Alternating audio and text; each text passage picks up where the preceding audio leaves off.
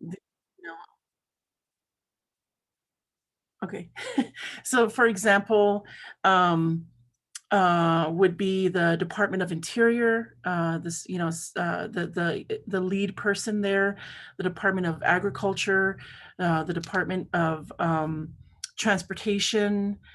So those, are the departments that we're talking about that oversee, in this case, the Department of Agriculture oversees, the Forest Service. So the Forest Service falls under them.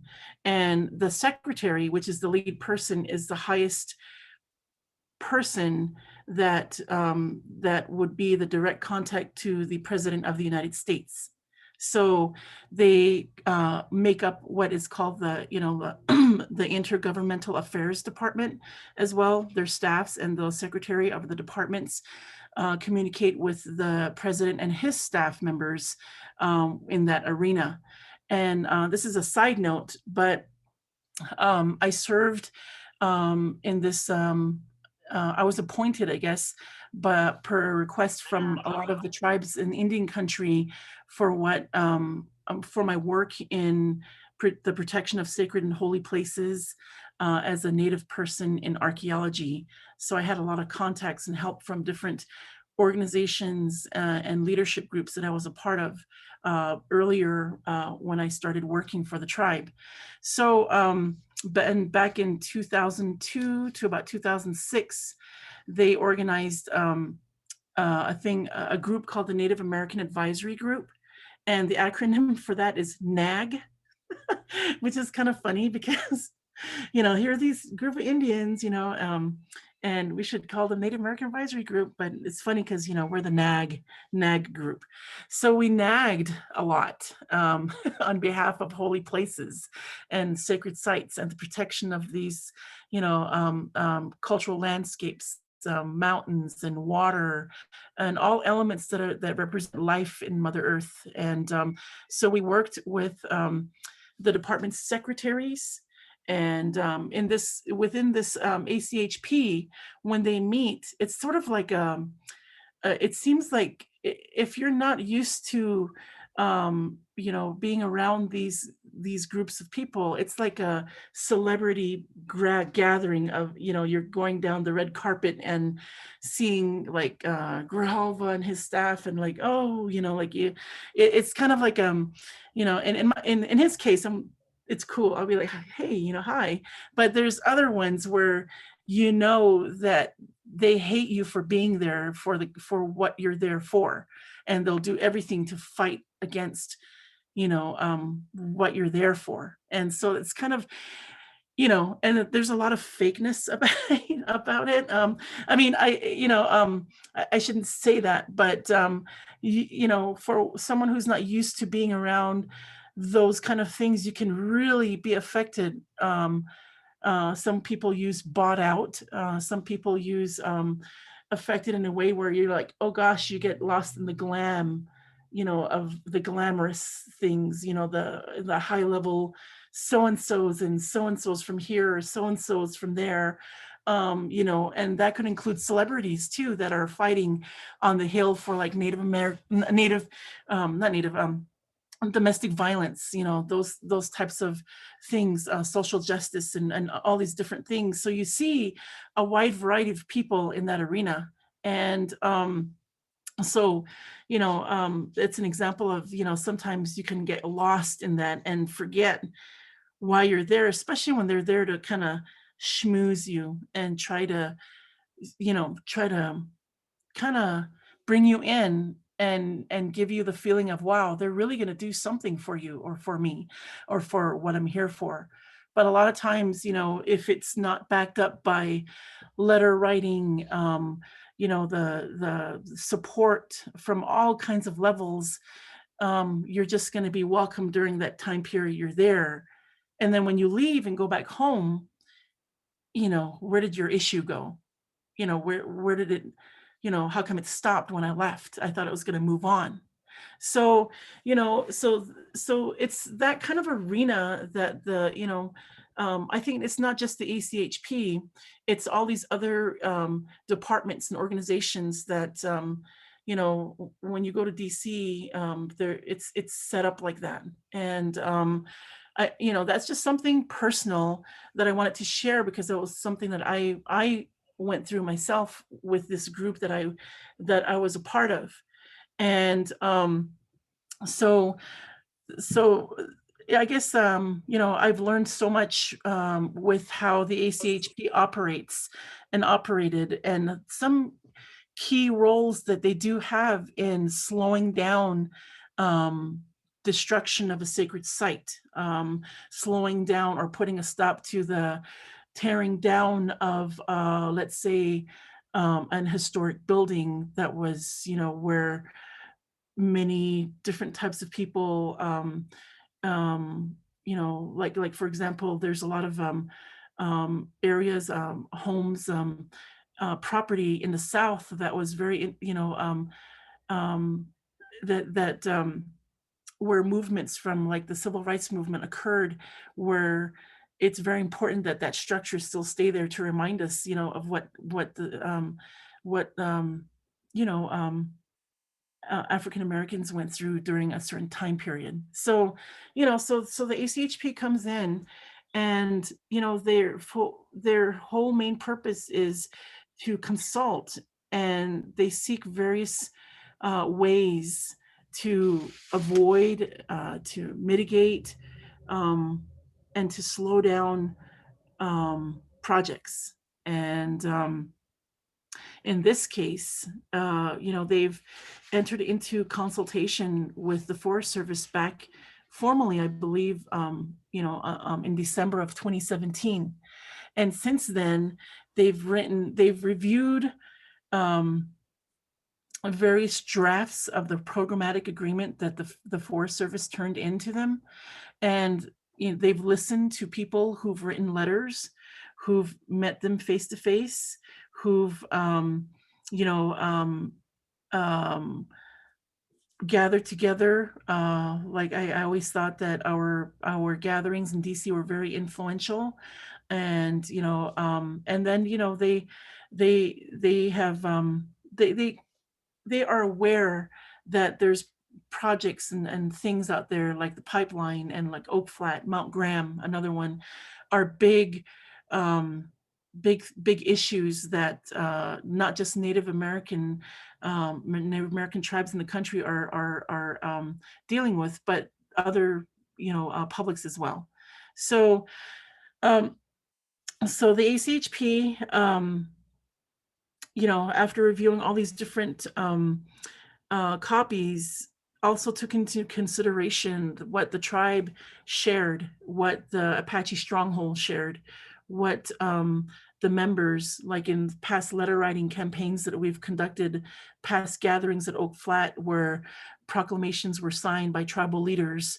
They took into consideration what the Intertribal Council of Arizona, or ITAA, now has turned in on behalf of the 21 tribes of Arizona, and the National Congress of American Indians too. So they took into consideration all the concerns that were given to them. And based on that, based on the letters you guys have written as supporters of, the Oak Flat or Save Oak Flat Act, they've gathered all that information, and then they took a look at what was in the programmatic agreement, or like in this case, like the environmental impact statement. And I think multiple times, not I think, I know that the Forest Service was given reply letters from the ACHP, giving them bulleted steps of what they believe they should continue to do to address concerns that all these people have been turning in. So this didn't occur just once. It's occurred several times. And also, in the meantime, besides just having these letters come out from them, they've also met with folks like our supporters, but also with folks from the Resolution Copper mine and their lawyers, or possibly their environmental staff. and possibly other Native people that support what they're doing. So I'm just giving you the realities of, what we deal with and all the different characters and players. So there are people that, in this case, there have been other Apaches that have been working against what we've been saying. And they've been legitimate Apaches that are legitimately traditional people. And it's been unfortunate, but I think, they're not saying much or anything anymore. But I hope that they knew that we're all in the same boat, and no matter where they go, what they do, we're gonna continue to be affected by racist comments, negative things, being told that we're drunk Apaches or drunk natives or stupid Indians. Um, and those are the realities of, in the end, no matter where, if they spoke against what we're doing, and we're all still in the same boat of dealing with the racism and the negativity and, things like that out there. So, and their last letter, the ACHP, going back to, I forgot to finish off on the LAs, the legislative assistants. It's very important, that we're gathering to share letters and postcards, anything that we can do, because I was given this information when I served as, I was a fellow on the Centers for Progressive Leadership, the CPL organization. And that's when I first met Kirsten Sinema. She was a person that I spoke to. She was a very aggressive, progressive at the time that I went through this program, and that was in 2009. Um, that's all I'm gonna say right there. But she did one of the projects that I did to show my cohort, that year, which was actually, a side note for anybody that's in education. Um, there was about, probably about 20 of us. And out of the 20, I was the only Native person in there, Native American. And there was about, probably about half of the other groups were of color. And then out of the whole group, about 10 people worked in education in the state of Arizona, and the others were more social workers. So when they heard the issues that I dealt with, it was really non-existent to them. It was really, our issues are for our life ways, our culture, our language. It's like for our existence, that's what I was always speaking on, and they didn't get it. And so that's another layer within the progressive movement that I had to share. Like, why are the issues that we're dealing with in the progressive realm still not quite understood by the people who believe in the progressive movement? So this side note to everyone. But I did learn a lot about fundraising, about, being persuasive, learning to work with, more of this at the state level, more of, the issues that you're dealing with, that, how to be heard. So one of the things that we talked about was letter writing campaigns, and you know and this is something I knew about a little bit, but more and more, they gave me numbers like, the legislative assistants will receive about 4 or 5 voicemails on Oak Flat, and they'll put, okay, in the voicemail on this day we got 4 messages, and then that might be it for the week. So really, that's not a priority. They'll just kind of like note it somewhere, maybe. And then the next week comes, and this is an example I'm setting, is that they might hear 5 messages on the voicemail, and then get 2 postcards from the state of Arizona or something, possibly from tourists, because it's kind of we forget too that visitors of our state come here for the beauty of the state, and they kind of don't want to see the landscapes bothered in any way. So, side note, again, if you guys have people who like to tour, visit Arizona, and are in the tourism arena, it's something to hit upon too, as well, the tourists that come here. So anyways, so they might hear from, somebody sending them postcards, and then all of a sudden they might get like, 10 letters from Emily and her classmates from her school or something. When you're Emily Lucas, when you were a student, let's just say they receive 10 letters from you and your classmates, and then they receive, and that's that for the week. So that's like 10 letters, 5 voicemails, and then 2 postcards. So that's 17. So they'll be like, okay, last week they received 4. This week we're receiving 17. And they might jot it down in their personal notebook saying, what's this oak flat thing about? And then the next week comes. So you guys can see that the more that they see in the very different ways, like letter writing, postcards, voicemails, emails, all the different ways, maybe media outlets, college radio stations, newspaper clippings, so what Apache Stronghold that we're all doing now is they're seeing a lot of things and they're possibly collecting a lot of things, and from evidence from what from various people out there, they're seeing so much on the internet, from the media, of Winslow's and Nollin's, of their interviews that they're doing. So it's really making a difference. So the next week comes, the third week, and it might be 20 letters, and 10 emails and 20 postcards. So now we're getting over 20. We're getting 20 things from 20 plus legitimate different organizations, 20, maybe families or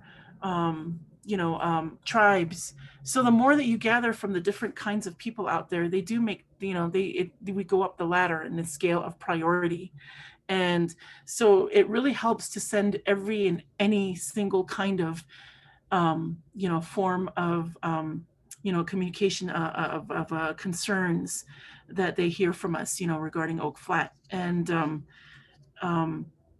so anyways, that's somewhat of the key role of what the legislative assistants do. So I wanted to just end with that one. But in regards to the last letter that the ACHP sent to the acting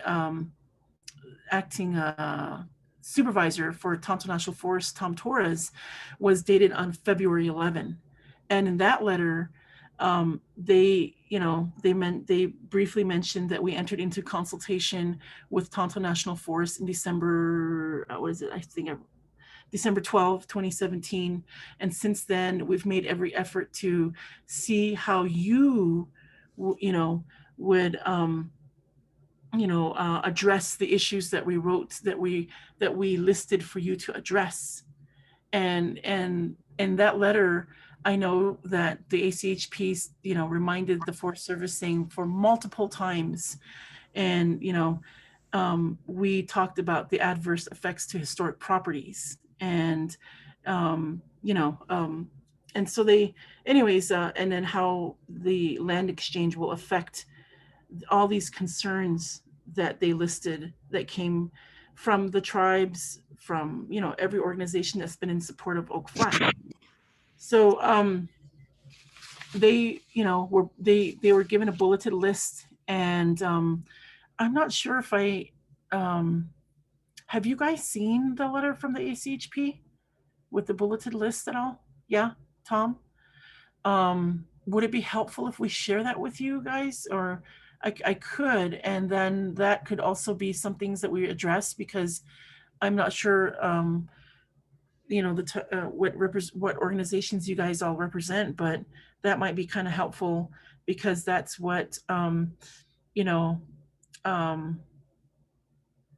it's kind of helpful to what the ACHP is asking for, concerns, and you guys may be providing those answers of why, how is this action going to be hurting us as Apaches, as Indigenous people, as peoples, from from the state Arizonans, from visitors, as tourists, and there's so many things. I don't even know where to begin to tell you of all the things, and you guys are all aware of it. Um, so, anyways, the ACHP believes that there should be further consultation, and they feel that the Forest Service didn't make enough effort all these times, the multiple times that they were asked, please consult in more in depth with the tribe, please consult with all these other experts, have your experts exchange this information, have the experts answer what our experts are asking, what they're concerned about, and they failed to do so. So this letter tells them that. And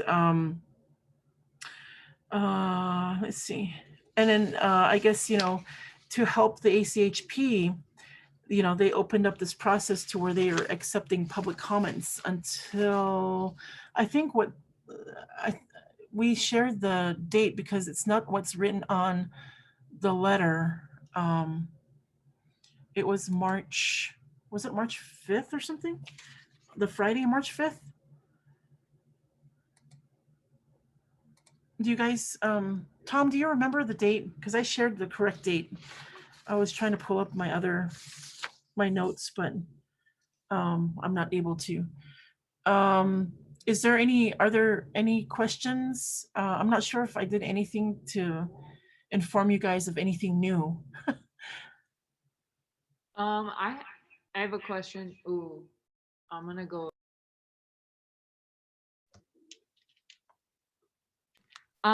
Yeah, thank you so much. I have a couple questions. First thing is, yeah, if you could share that email with the bullet point list, that would, or the letter, I'm sorry, with the bullet point list, I think that would be really great. We have a Linktree link that we can put it with our letter writing campaign so that people can see it directly, and I think that that would be really, really helpful. So I don't know if you can email it to us. I know maybe to Laura, or I can even drop my email in as well. My first question is, do duplicates count, like, or do they only take one letter, one email, one fax per person? So if there were, so what I remember doing a Oh, little bit of, when I also worked in DC for a little bit, and we got um, some information. So if the Apache Stronghold wrote 1,000 letters, that's a big deal. If Apache Stronghold had 20 letters, then they'll probably like be okay. They brought in 20 letters, but it's still just one entity, so they can see it like that as well. And it just depends on who these letters are from. Like it could be letters from, um, an organization like oh gosh, what let's just say Center for Biological Diversity. I'm trying to think of, not Greenpeace, but what is the Sierra Club. Hair Club? Yeah, if it was the Sierra Club, supporting the Apache Stronghold, then they'll reconsider, like, okay, we might have to be careful because Sierra Club's added on to the Apache Stronghold's, concern over Oak Flat. But if it's just let's just say I was not Vernelda Grant, but I was so and so and a member of, something, saying that I'm just a member of the Sierra Club, just being in support, but not officially representing the entire organization, then I'm just going to be considered as just another person, supporting Apache Stronghold. I don't know if that makes sense, but sometimes the official letter, with its, maybe, like, I don't know if we officers, but also members, can sign on to mass, like what we've done at Oak Flat is have our supporters sign on to one letter, and we've collected like hundreds and hundreds of signatures. That way, that's also helpful too. And that does matter because it represents, a large group of people that were there in person, and that are voicing their concerns. So multiple organizations. Is the Snood City an organization? Yeah, we're an artist collective. It's also a LLC, but we do operate as an artist collective. So would one option route be to write a letter from Snood City and then get people to attach their name to it as one option? And then another option be also for each individual to write a letter as well? The more the merrier. Okay. Yes, So both. I just want to make sure like it counts. They're not like, oh, we already got one from this person, but we can kind of like double up in a sense Yes. that way. Yeah, Awesome. Okay. it doesn't hurt Cool. to shower them in every way Okay. that you possibly can. Because also like in our case, we're always there's only like two of us in my department, but sometimes when we're showered with all these concerns over, let's say certain projects on our reservation, then we have to set aside time to address that project. So it'll make them do that. It might make them get off of working on another thing to address, our concerns. So yes, it helps to do it both ways. Okay, It, awesome. I think that's really great because anyone out there who represents an organization or a collective can then do that from their organization and then also have every individual do it as well. A follow-up question would be what is a good format? Is it you just write the letter and then attach everyone's name to it digitally? Like that's acceptable? How do they know it's like well, is there a format that they accept as standard for something like that, an organization writing a letter with a bunch of names attached? how I think I've seen that done to the best is having that the letter written. Let's say it's a 2-page letter, and then make sure that there's a header or a footer, saying that this is a page, um, like you would start your, for example, your first page is a cover introduction, the second page is your conclusion, and whoever the chairperson is, you sign that, and then you're going to put enclosures, and then as a header or a footer, you're going to put page, that's the second page, the signature line of closing your letter. But let's just say your organization has 50 members, and those 50 signatures take up 2 more pages or 3 more pages. So let's say they took up 3 more pages. So this will be a 5-page letter, making sure that they don't also just, I don't know I don't think nobody faxes anymore, but they do, they do still accept faxes. Let's just say, 2 pages went through out of your 5-page letter. So that tells them, hey, this is page 2 of 5. Where did the other 3 pages go? And that looks like it's all their signatures. So, so they have to be pretty thorough that way. So I would suggest it like that is, you write the body of your letter, sign it, and then put enclosures, and then your enclosures would be signatures, of membership, something like that. And then, because the individuals that form your organization, are concerned citizens that are concerned artisans, or artists, and you have a mission statement. That would be good to include too, is that, if you work with, your mission, involves, especially if it involves, service to the community, healing, health, it has an effect, positive effect in the community, that they're also trying to help. The legislative people are trying to help their constituents. So it helps when you put your mission statement and or something that you've done, that could be also near and dear to their boss's heart. So like children or health or domestic violence, or you know um, even pets, or organizations that save pets lives and stuff. So it just, you just never know how you'll hit their heart, So that's kind of like the purpose is to me is like there's not a heart that they see, I mean, it's like you need to get them here in their heart to have them feel that this really truly matters, so that would be helpful too. And then also, your members are also voting members, of the district or the state, that these congressional leaders come from.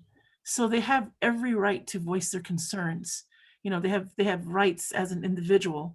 So that's why the individual letter, postcard, email, or any of those things matter, because it comes from the person who's voted, so that's why the individual forms matter, and also the group, what the individual belongs to, that matters to them, so they're a part of your organization. And then separately as an artist, or as a voting person from the state of Arizona or the United States. So that's why both matter. And so quick thing, sorry. Hi, everyone. I'm Emily. I'm with Apache Stronghold. To add on to what Vern just said, I've put together a list of, every congressperson or every Democratic congressperson and some Republicans. Most Republicans aren't going to go for this probably, but some Republicans, and the issues that have been shown to be important to that particular congressman. So if you want like personalized details to put in your letter to a congressperson, my email is elucas@mbl.edu. I'll also throw that in the chat. Shoot me an email with the city you're, writing a letter from, and I'll respond with, like the issues that are important to your congressperson. So. Vern, I have a question. Awesome. Thank you, Emily, for sharing that. Can you hear me? Yes, Tom. Okay. You had mentioned a letter with bullet points. The letter I have from ACAP is the one dated February 11th, which is just a 2-page letter basically telling the Forest Service we're terminating consultation. So are you referring to a different letter? Because if there's a different one, then no, I haven't seen that one. Yeah, there is a letter that there's a bulleted concerns that they had before. They wrote the Forest Service multiple times, and I thought I'd have it around me. I'm looking for it like right now. But yeah, the February 11 one just has what they, saying that they're terminating, the consultation because of, multiple requests, and you didn't meet any of these requests. So the ones prior to it have bulleted points saying, okay, number one, you still need to meet with the tribes and figure out, is there any way to mitigate? In our case, I always say there's no way to mitigate anything, so that so to me, how do they figure out when a tribe says, how do they work? If I was, in that role on their side, I would say, okay, this tribe doesn't want to mitigate. They don't want to meet halfway. They don't want to, do any of these things. So how am I gonna check that box? How am I gonna, as a leader, of this section of the Forest Service, how am I gonna do that? And you have, they still have to figure some way out. They have to figure out some way. And I believe they didn't do that, and we keep telling them that, and kept telling them that. And one of the simplest things was, when they met with the cultural resource managers, and that includes me and Vanessa, and also, all the other cultural resource managers from the different tribes. Some people cried. I know Vanessa made statements about, sharing something that was very deep, and she mentioned that you're putting us in the position to murder these holy places, murder the future, the future that's there for our children. We're part of the murderers, just you're murderers, but we're also part of it because of the, what you're putting us in, the role that you're putting us in. We're a part of this meeting. We're a part of talking about the destruction of really holy places, and you don't get it still, so I, always said for example, what Vanessa shared there should have also been written as, part of the meaningful government to government consultation. It should have been in there. It should have been in the FEIS. It should have been in the draft EIS. It should have been somewhere in some letter. And just even if they're talking about us in an email, it should have been there somewhere saying, oh, Vernelda was crying again. Oh, Vanessa was angry. I mean, I would have not minded seeing me used that way, but nothing did I ever see anywhere say, I didn't read anywhere that it said we threw our hearts there out in the open. We talked about things that were so delicate and so holy, so important, that represents life and death, and they just didn't care. They didn't care. You know, that was, they should have put that on paper, and they never did. It didn't matter if it came from, it matters, that it came from us because we're the people on the ground every day. But, I shared the same thing and recordings of it and notes of it of what we said to our tribal government. And our tribal government has also said, you didn't listen to what our people shared. You didn't do that. And then I told our tribal government, it's not even written anywhere. It might be recorded on a Zoom meeting, but that didn't occur until this past year with the pandemic.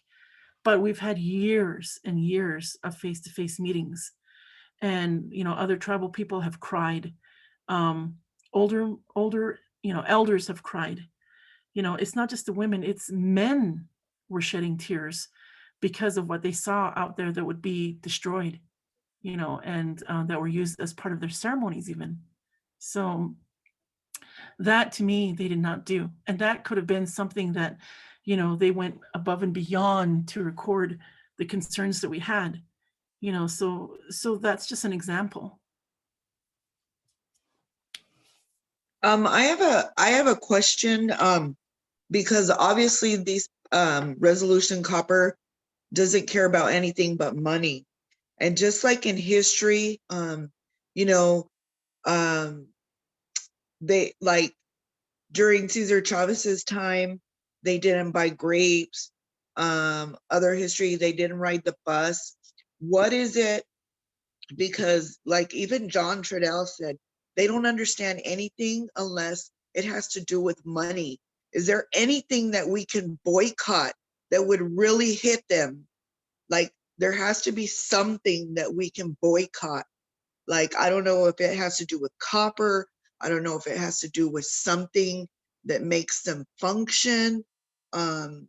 It's just an idea, like, of what we can do, because that's what they care about. They care about money. And so, I mean, that's just a idea that I've had, that if it was hurting them that way, then maybe they would stop. Because that's what they care about. That's a really good question. I can't think of anything except for the realities of the living life out here. I believe, with the water studies, the waters, that they're going to use will be affecting the flow of the water, the quality of the water, the air that we're breathing. But also, going back to the water, it's going to be affecting the water from the towns of, Queen Creek, Queen Valley, the town of Gilbert, Florence, Coolidge, and even Scottsdale and North Scottsdale. So what Winsor and I did one time was, I was meeting with a friend, a Jewish woman that worked with volunteers that came from Scottsdale over at the Heard Museum. So I asked Winsler if he could talk about the importance of water, and then the source of something that's coming in the future, and the source of their water is going to be contaminated.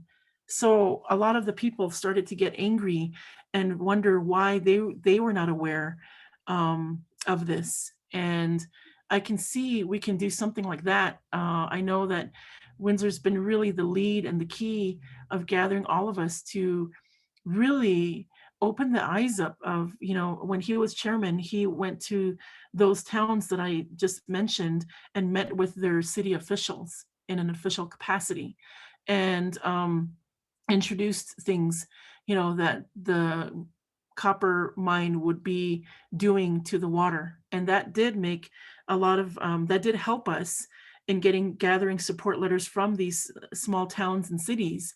And then also, you know, we probably need to hit up East Valley, Apache Junction, and Scottsdale again. Those are really, you know, in Queen Valley, because those guys are going to see the immediate thing is what's going to happen to their water. You know, like you know, we're going to get their attention when something, you know, like water is affected, and maybe the amount of water being used or the quality of water. So that's something that I think we can do something about if we can educate them more and go see them, you know, again. And I think that's the only thing I can think of. Tom, to your question though, I'm probably send you the last bulleted letter, and everything I'll share through Laura, maybe to make it easier. And you guys can, since you know Laura, she can distribute that information out to people. Okay. Yeah, we'll definitely share it on our pages. We're gonna be starting. Marina will be setting up some of the social media for the Autumn Stronghold. But I'm sure Snood City and our Indigenous Peoples Day Arizona IPDAZ page will be sharing that as well. So we'll definitely get it out there.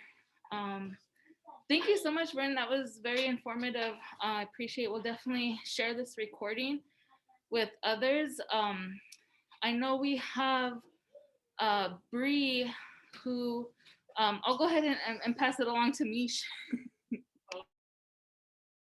Thank you guys. Thank you. Okay. All right. I am going to in the chat drop the Instagram for our artist collective Snoot City, and then IPDAZ. Is that it? IPDAZ.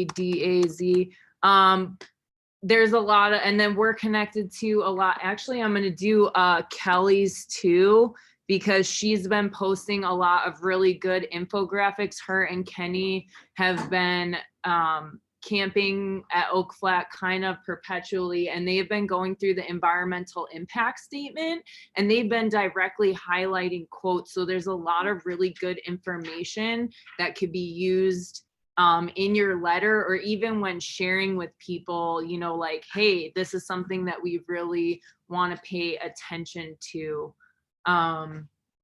Yeah.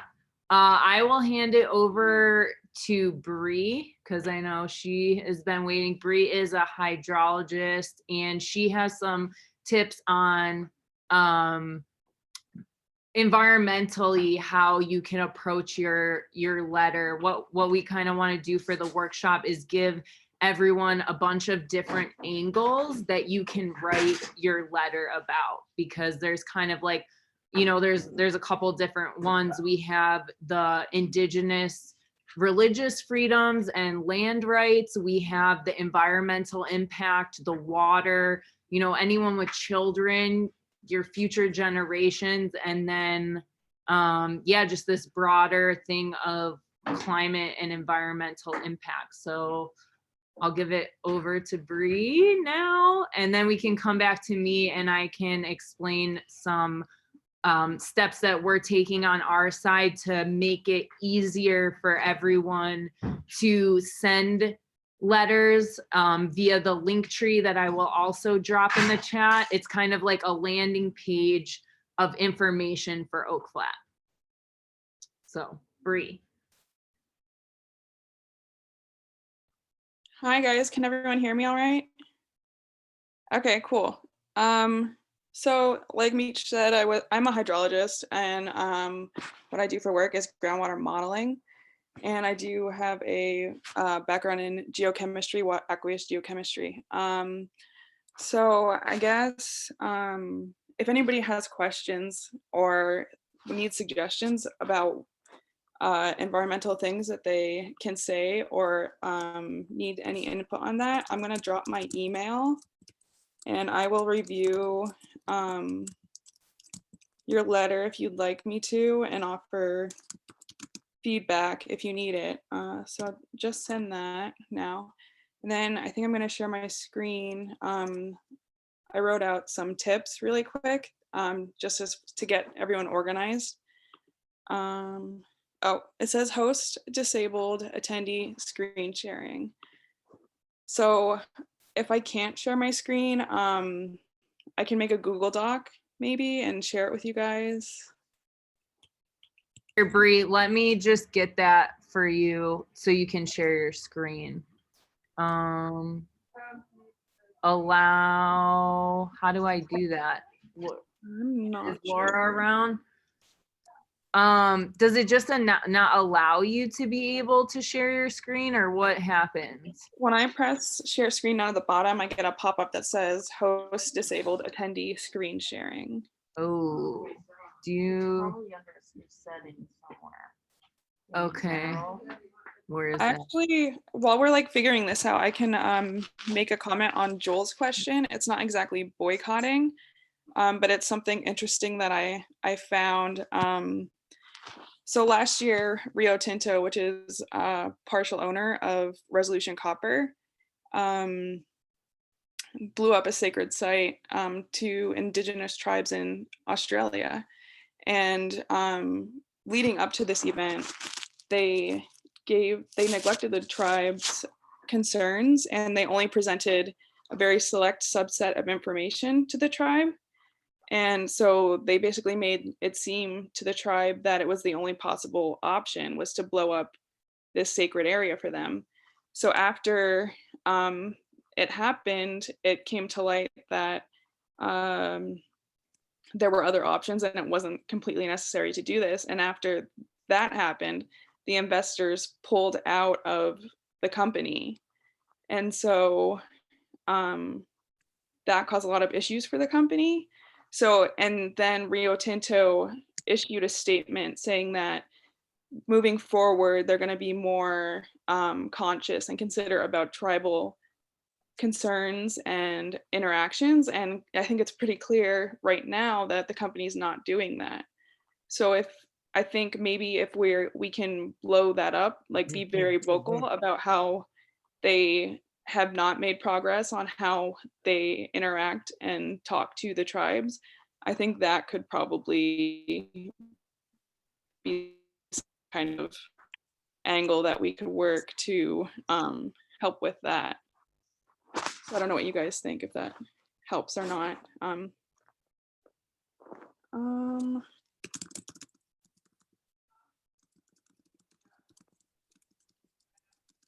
But I don't know if you guys want me to drop a link to the formal statement from Rio Tinto so you can read it, but it pretty much looks like they're not doing anything that they said they would do. And I think that we can use the historical interactions between the tribes and Resolution Copper as an example. Okay. I'll have to find the link, but I can definitely provide it. Okay, I think I can share my screen now, if that's all right. I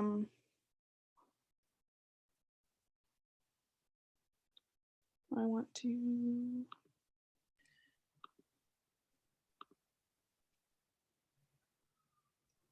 While you're working on that, this is Vern. Can I just mention that when you guys are writing the letters, just in case they say we're not listening to anybody else, could you CC maybe the San Carlos Apache Tribe Historic Preservation and Archaeology Department? So it'll throw in the tribe in there as well into your letter. Our tribe, my department. Okay. I'll put it in the chat. And I also forgot to mention that the ACHP will be gathering all its comments and the final comments and giving it to the Secretary for the Department of Agriculture. So anyway, sorry about that. I think you guys can see my screen now, maybe? Yes? Okay, cool. So I just wrote some tips down because I know a lot of people probably haven't really done this kind of thing before. So for Snood City, at least, I offered to make a business letter template that we can all use. And so I can get that done tomorrow and set up tomorrow, and anyone who wants to use it will be able to use it. But I just had some organization and I don't know, tips for writing the letter. So you want to be very organized, obviously. So you want to separate concerns based on topics. So if you have a bunch of environmental concerns, you'll want to put those in one section and use headings, obviously, to say, okay, water concerns, and then I guess like the ecosystem concerns or things like that. And I guess that goes down with tip 2 here. I just listed, I guess, different types of concerns we might have and how we might want to break them up. But you want your arguments to be super concise.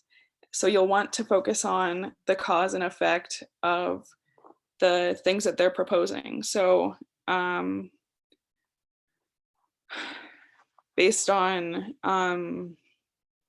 information in the FEIS, you'll want to list the causes and what impact that will have on you or anyone else that's involved.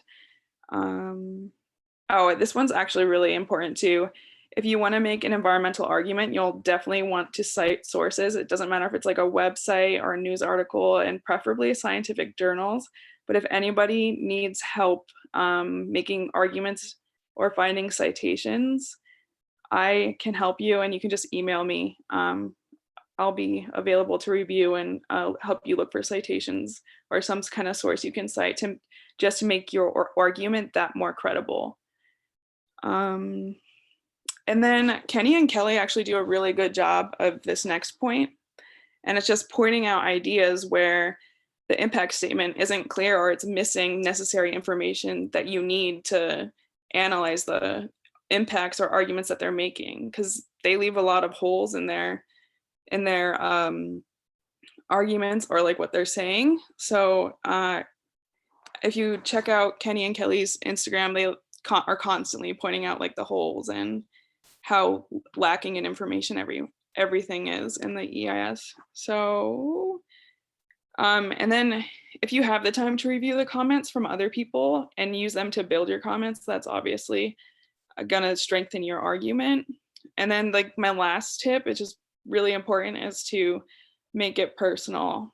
So you'll probably want to start off by saying something very personal or identify who you are and your connection to the project, and then voice all of your concerns. So for me, I'm a water scientist, and where I'm from in Pennsylvania, the natural waters there are affected by acid mine drainage from coal mines. And that's basically why I'm in the field of the career that I have, is because of I've grown up with polluted waters. So for me, that was my personal connection and tie to the project. And then just establishing credibility is my background in science and water chemistry and things like that. But after I lay that foundation, then I can go into my specific concerns. And it can be both environmental, like the cultural, and then the recreational. You can do all of them. But both in the beginning and the end, you'll want to make it personal, because if you start by playing to the emotions and then back it up with the facts, with like the citations, then it's going to be like a very strong letter. So if anyone needs any help with finding citations or how to word something, or wants a second look at an environmental argument they're making, I am available. Just send me an email and I'll get back to you within 24 hours. So yeah, I don't know if anyone has any questions right now. I see a couple of hands up. Sophia.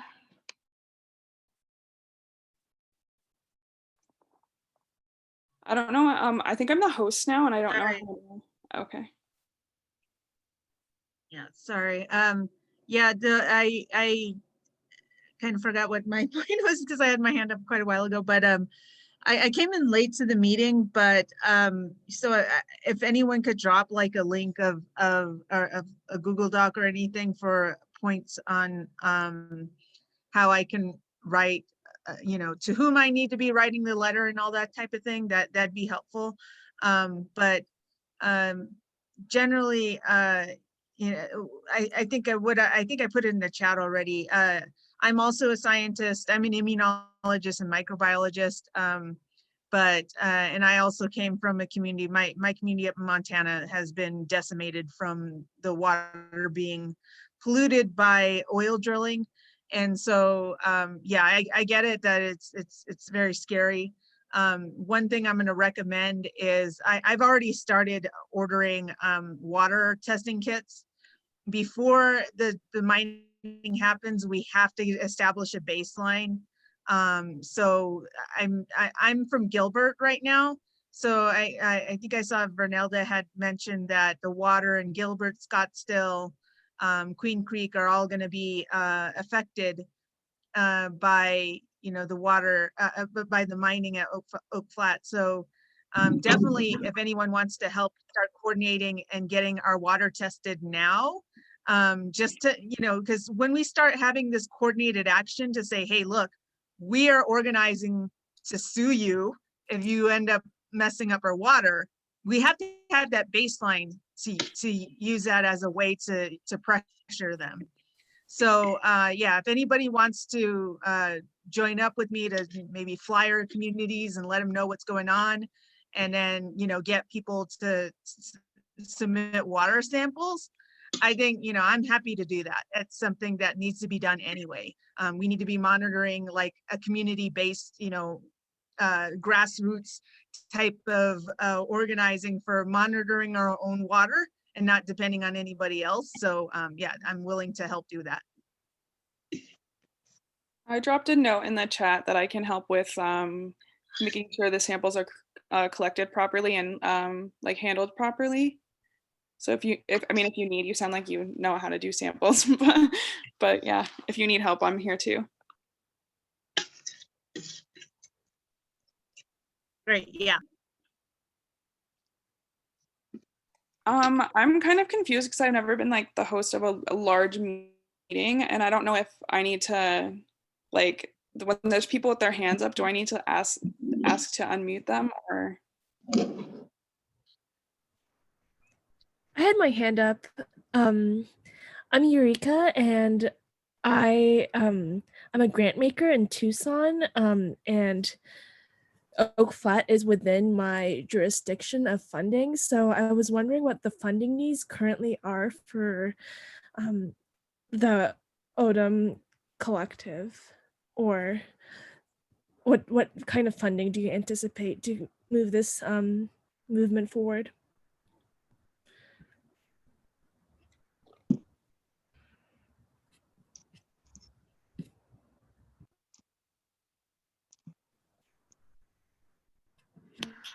Funding, we've been directing people to the Apache Stronghold page. They do have a PayPal set up and everything. There is a couple initiatives happening that we, our collective, will be setting up the social media accounts and whatnot. We'll be creating some shirts to help raise funds for the Apache Stronghold spiritual run that's going to be taking place next week. If we have any people who would like to run or help with vehicle, transporting people or hosting people or whatnot, please reach out to us. Snood City put in 2 Instagrams accounts that you can reach out to, 3 of them that you can reach out to if you want to participate in that way. But we've been directing people to Apache Stronghold. I'm not too sure about their update as far as where they're at in their legal process. I'm sure that takes a lot of money as well, but they will be hosting, the Apache Stronghold will be hosting their spiritual gathering next Saturday, the 27th at Oak Flat. So I do know they usually provide food. They help always have a couple of tents in hand for people who would like to camp up. So, if I would just direct all fundraising to them, and then look out for our stuff next week to help them in their initiatives to raise funds through shirt sales, and I think bandana sales. Thank you for that question. Thank you. And it looks like we have Oscar Lopez. Hi, can you hear me? Great. So We can't hear you, I Oscar. It looks like You you're can? unmuted though. second. Oh no.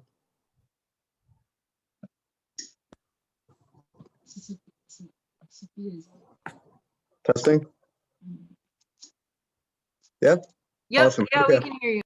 Oh, great. Okay, thanks. Brianna, my question is about I guess capturing the geologic kind of value of the land of Oak Flats. That it's just such a unique landscape, and I think it's ridiculous that the question of whether or not we should turn a place in a otherwise desert environment that has food and water just naturally growing there into a giant hole in the ground is pretty ridiculous. But I don't really know how to capture that sort of geologic uniqueness in a way that I can really convey to a one of these legislative assistants. So I guess I'm wondering if you have any ideas how to do that, or maybe if you know of any like kind of geologic overviews of the area that we can use for to support that sort of geologic history. I'd love to like write a poem and then cite it with cite my sources for it. So yeah. Okay, cool. Do you want to send me an email and we can connect on that?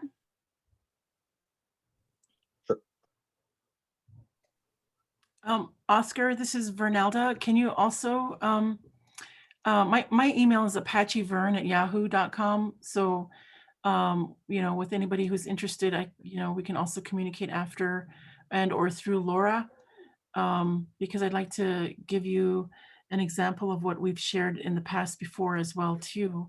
I did something similar to what your request was to the United Nations, the Permanent Forum for Indigenous Issues, so Indigenous perspectives. So I could share that with you of what I collected for Oak Flat.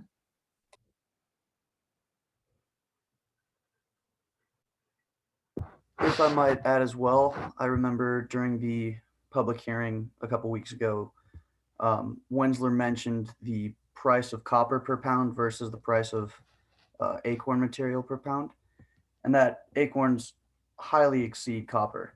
I believe it was something like copper was about $3.50 right now with the current market, and then with excuse me, with acorns it was around $50 per pound.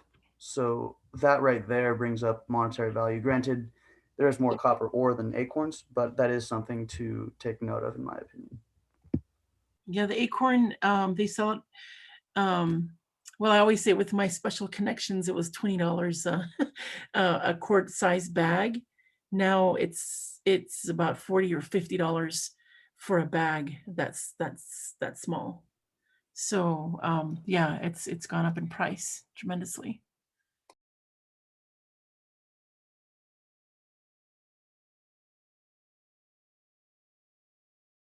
Also, Oscar, if you're writing a poem to tug on the heartstrings a bit, maybe mention just the monetizing of food, sacred to an indigenous people. That would be, I think, effective.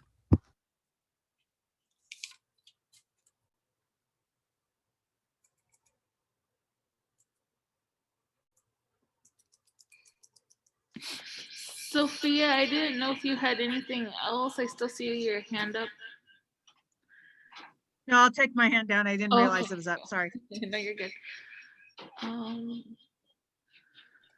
Great. So do we have any other questions?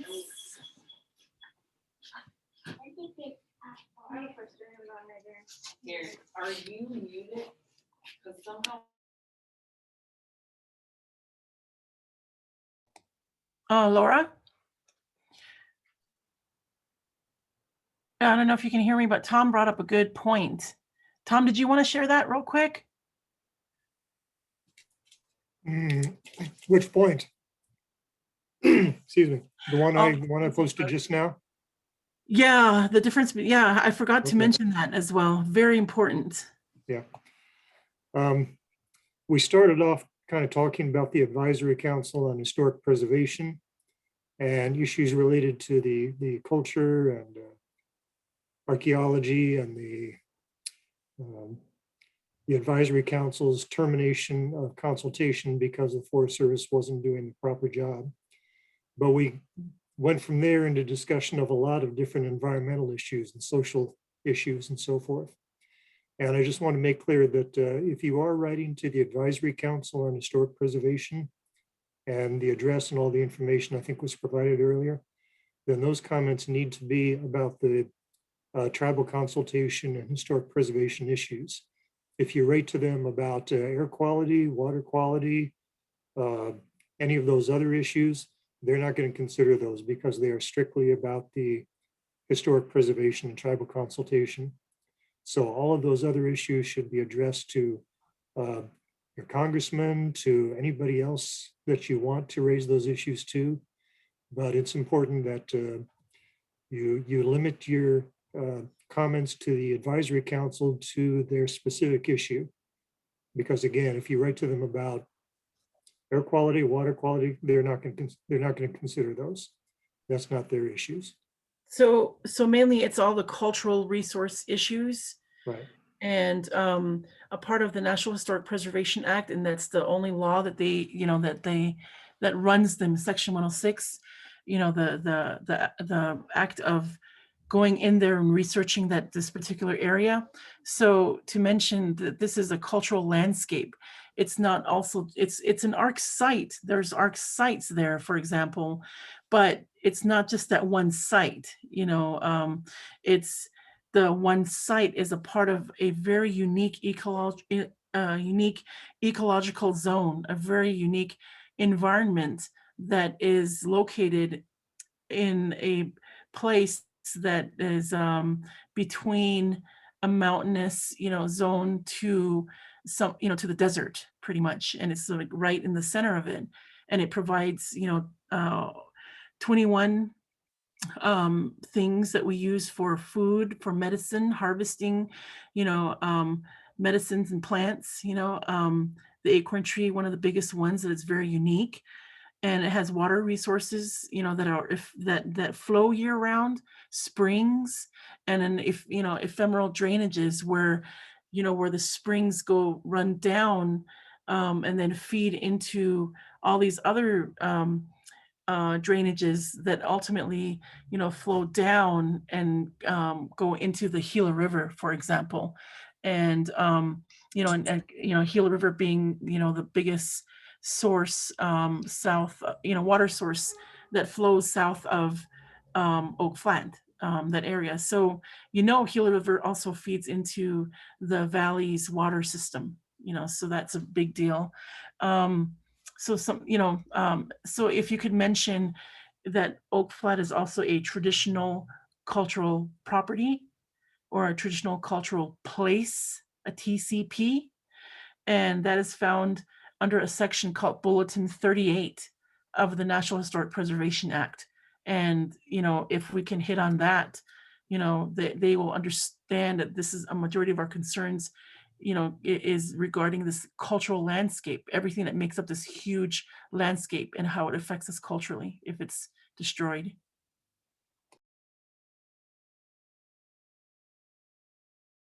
Okay, awesome. Thank you so much, Tom, for that clarification. That I think is super important. So thank you.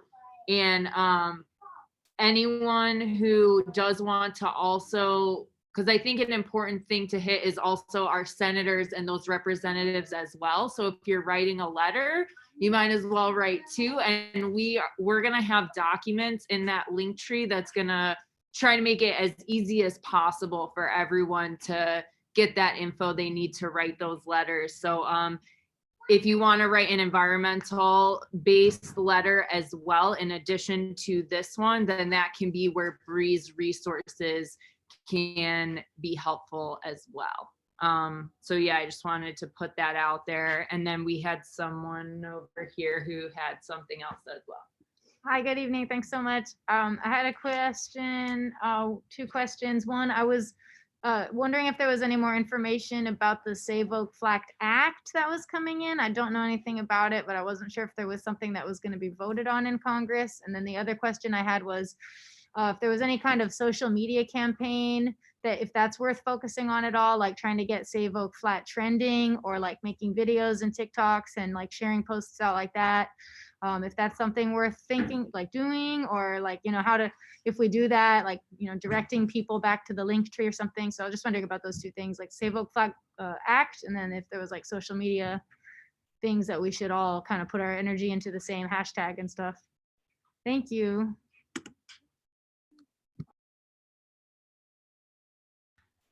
We can speak to the social media campaign because we have definitely been trying to do that, to hit it really hard on Instagram to raise awareness, because what we're finding out is the more we talk about this, the more we realize people really have no idea that this is even going on. So we have been doing social media campaigns, and if anyone is on social media and wants to be part of it, please get in touch with us at any of the ones that have been dropped in the chat. And then Kelly here can also explain more in detail one of the social media campaigns that we are testing out on Twitter. Yeah, so we've just been trying to get as much stuff out on Twitter right now. Pictures, quotes from the FEIS, everything like that. And we've been trying to get as many people as we can to retweet all of those things, tweet their own, use the hashtag Save Oak Flat, and just really try to get a buzz going as much as possible. So I just would recommend, if anyone can get on those social media platforms, Twitter, I just start by searching hashtag Save Oak Flat. We have a lot of stuff on there already, and just retweeting as much as you can using that. We're trying to get just to local representatives and also anyone else. You'll see who we're trying to just get a buzz going to. But if anyone else has any, if you have any more info about how to do that, because we're also very new to trying to do that. So I don't know if anyone has any input. But we would love to hear that as well. And also one more. Oh, sorry. And one more thing, just to add to that, we are gonna put also on the Linktree Twitter button. So anyone who does want to get involved in the Twitter campaign, Kenny and Kelly have put together a document that have accounts to be tagged and sample tweets. So you could literally even just copy paste. Yeah, I just want to say one quick thing too. We're doing this full force right now, and it's already underway, and we have it set up already right now tonight that every single person here talking can go straight to this Google document, mine and Kelly's Twitters, and see exactly what we're talking about. And just to let you know, no matter what, me and Kelly all day, as many hours a day as we can, are going to be getting out this information from the FEIS, and we have a specific list of targets because I'm sure everybody knows there's a pretty few things that can be done at this point. So we're focusing straight to, and we have it modeled in a way to really call all these people together on the same tweets constantly, including Resolution Copper, including, the President of the United States Twitter, and pounding it all day, all night, because there's these thresholds with social media stuff that if you can get it to these certain thresholds, it can take off from there. And we're just really working hard on that every day. So just checking out our, which we'll put our specific Twitters in there so you can see, and just start from there, and our Google Doc. And we're just letting you know, we will be continually updating it and making it totally easy as possible. We'll give you more details about that, but just yeah, letting you know it's on its way already. We're doing it. Oh. Perfect. Sophia was going to say something too. Yeah. So I mentioned this I think on our Urban Friends of Oak Flat meeting, but I've been organizing a lot of, well, I put it into chat as well. I've been organizing meetings with senators nearly every week, and congressional representatives on various things, especially because of the pandemic. We cannot do a lot of the standard pressure campaigns that we do when there wasn't a pandemic. And so one of the ways we do edge out the lobbyists who have the ears of our legislation, I'll figure it out. I see Oscar's thing. Yeah, so one of the ways we edge out the lobbyists is we pack their schedules as well with our constituent meetings. That's great. Everyone wants to do like tweets. That's great that everyone wants to do these form letters, but literally I've been at legislation. I've gotten a number of bills passed in the past 5 years. Like my record for getting bills passed is like once a year. Once a year I get something progressive implemented and passed into law. And the thing about being effective in this way is you have to be making those meetings with the legislators as constituents. They have the highest impact.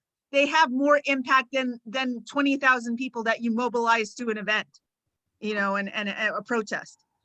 Those meetings have the highest impact when they're recording it. They record who's meeting with them and why, and what your issue, how you want them to vote.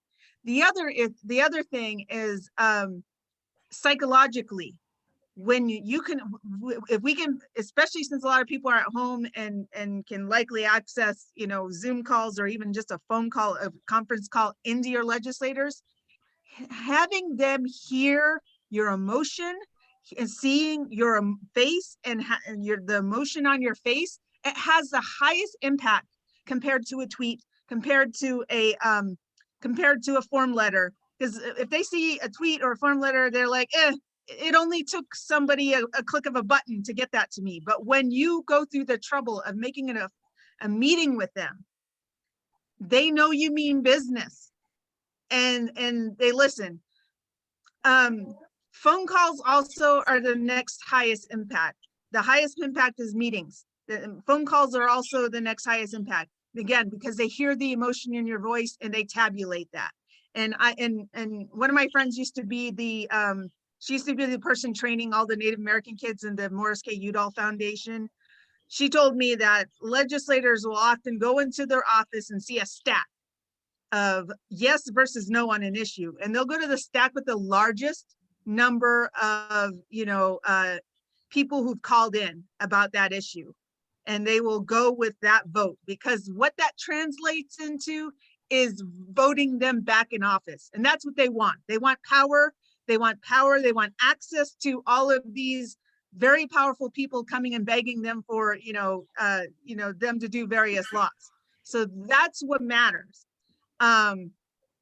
So be careful of relying too much on social media, because it's great that we're trying to get it out, but we have to come at this with all different angles and diversity of tactics to ensure we are effective. Additionally, I hear there's too much stuff on Instagram. I'm an older person. I'm on Facebook. I know how to target the algorithms on Facebook. You can Google that. You can Google how to boost your or how to manipulate the algorithms of any type of social media. You can Google that and figure out how to do that the best way. But a lot of old people who have a lot of time are on Facebook. They're not on Instagram. So keep that in mind, younger people, because if you're trying to mobilize people, the people who have time and who are angry about things and have the time to pick up the phone and the time to make those meetings, they're not on Instagram. They're not on Twitter. They can't, the older people can't even figure out Twitter right now. So, just keep that in mind. Yeah, and so like I said, I'll also just wrap up. I contacted 2 days ago, Senator Sinema and Mark Kelly's office. Mark Kelly got back to me right away. They haven't given me a time to meet with them regarding Oak Flat, but Sinema's office got back to me today and told me that they're flat out not having a meeting on Oak Flat with constituents. So that's something, I posted on Facebook. I tagged everyone that I could on Facebook with regard to that, just showing what they sent to me. But, so what's it called? That's bullshit, because I've even been able to walk into Republicans' office, just walk right into their office and say, I want a meeting on this issue. And they will find a staffer to meet with me.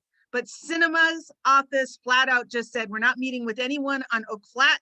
And I just responded back to them today and I said, you're booked up until 2024 on Oak Flat, so you can't even meet with us, for 3 years now, 4 years, because of, on this issue. So I said, that's very unusual. I've been doing this many years. It's unusual that you just flat out won't meet with your constituents on this issue. So yeah, so I'll figure out what's going on. I might have typed in the wrong bit.ly, but I'll see what's going on in the chat regarding my thing. All right. Awesome. Thank you. So if you do have a lot of it sounds like you do have a lot of experience with legislation, and a lot of us are new to it. Could you provide suggestions as to how you go about to getting those meetings, or resources we look at? Like, how do we go about that to make those meetings so that we can get as many people to do that as possible? Yeah, and so who I'll to meet drop with, just the 2 emails. Yeah, it's really simple. You often go to their website, but I can cut all that bureaucratic stuff out of the way for you and drop the emails of both their scheduler of Sinema and Mark Kelly. So you normally go to their website. Incredible. That would be. Yeah. So I'll drop Okay. those emails for people to try and just to try and make those meetings happen. Because yeah, we need to flood. It can't just be me. I realize, I think they know me. I've been in their office like literally every week since January, 3rd. So when the new session happened. And so I think they're pretty tired of me, but we need other people to be also, you're all constituents. You need to be putting that pressure on them as well. Totally. Yeah. Thank you so much, because we definitely have a big group of people who are down to, like, how can we help? What can we do? And we're just kind of trying anything and everything. So that's great to know that that's a really powerful way to make an impact. And we can definitely hit that hard. And I think a lot of people in this room right here can also, take up that charge as well. Yeah.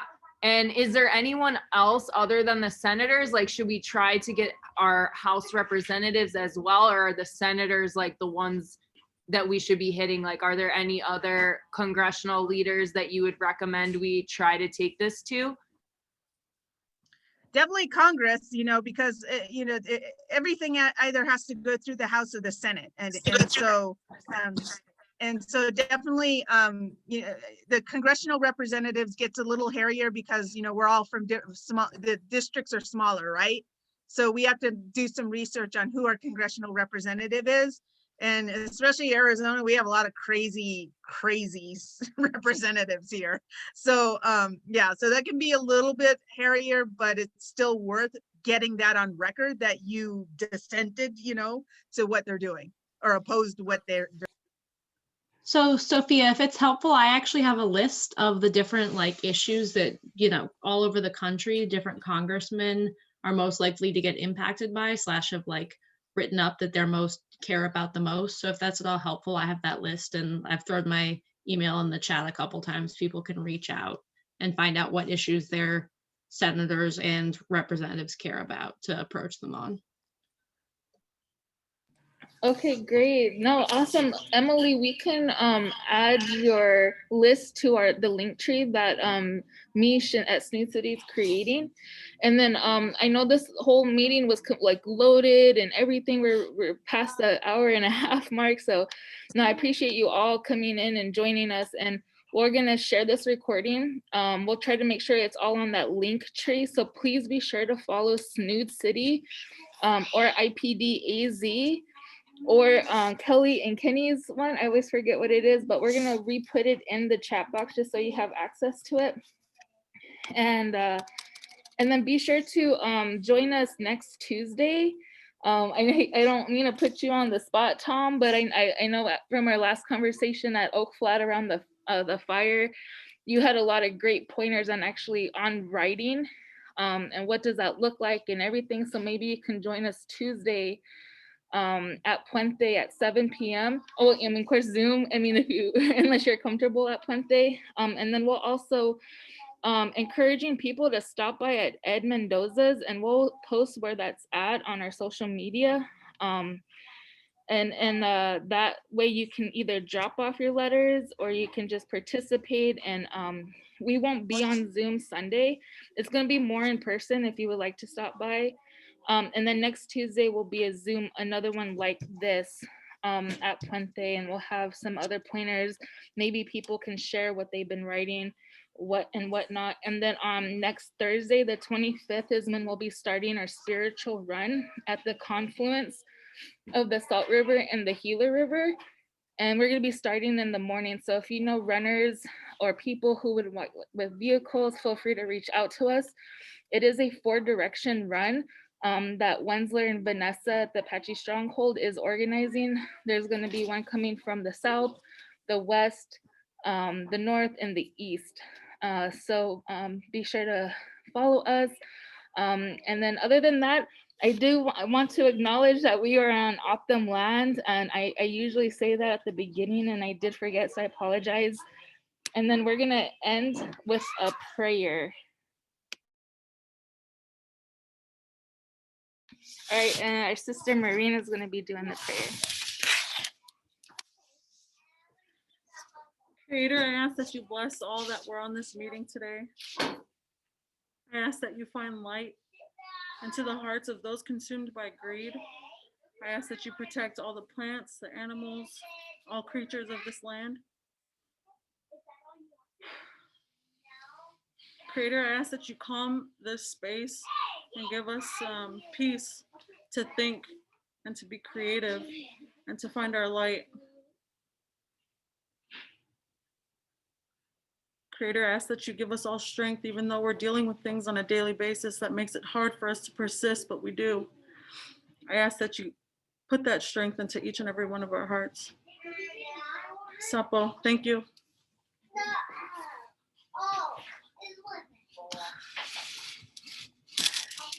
Awesome. Thank you everyone for joining us.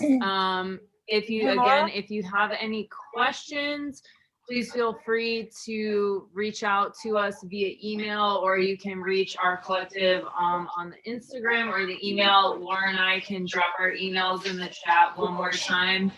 And if anyone has any last questions, it looks like Kenny might. So for who is it? Emily, you were with Apache Stronghold?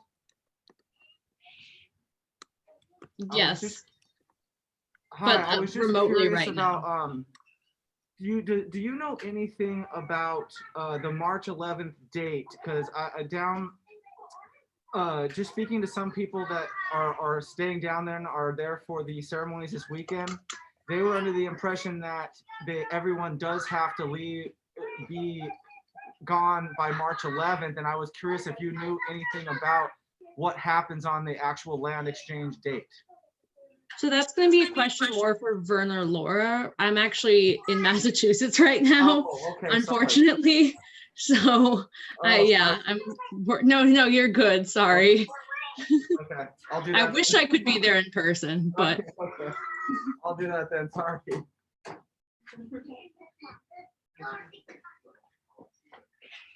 Okay, yeah, well, so I far as guess I that's know, it.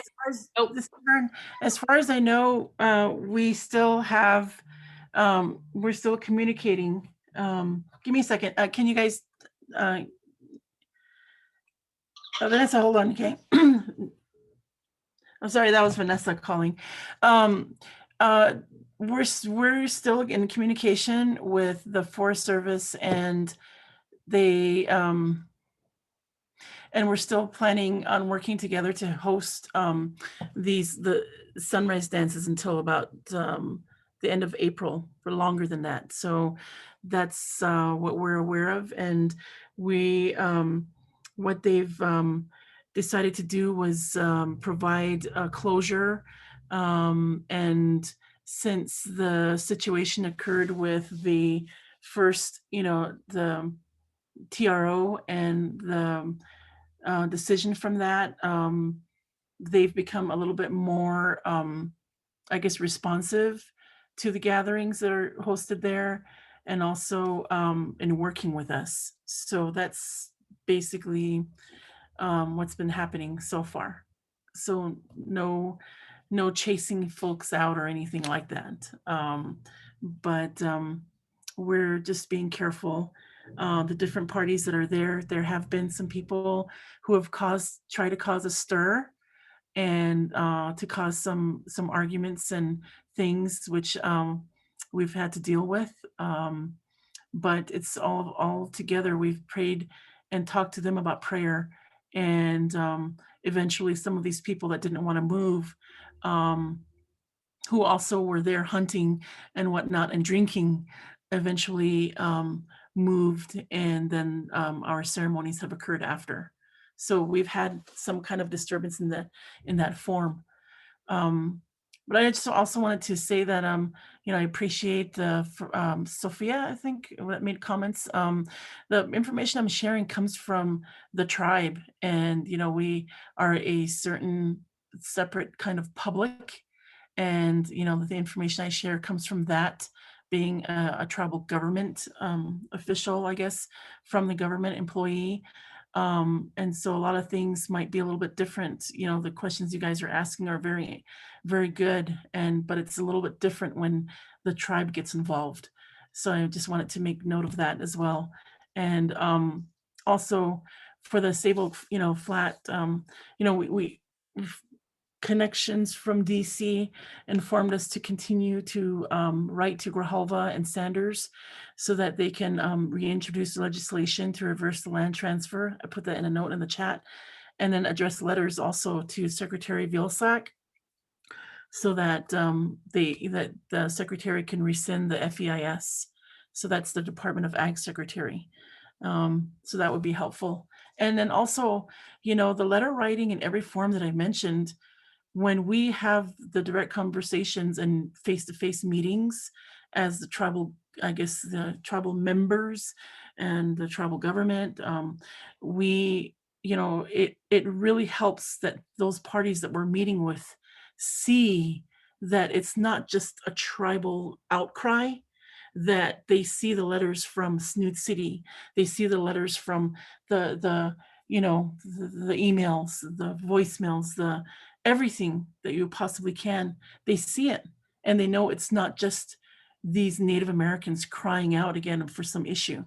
So it does help when you guys write in every type of way and show them that it's not just the natives. We're all praying for everybody else. We're not just praying for ourselves.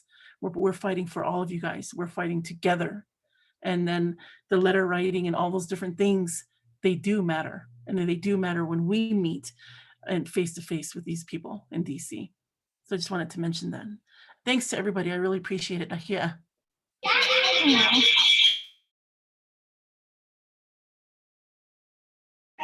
thank you very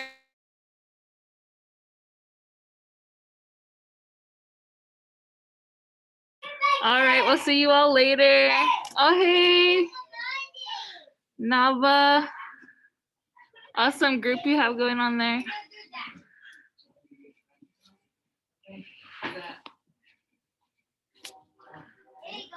I actually have a question. Is each of you writing a letter over there, Nava? Yeah, we're all writing letters and we're gonna get our friends to write letters too. Sorry, we signed in late. We're like a big family right now. All right, we'll see you all. Take care. Bye.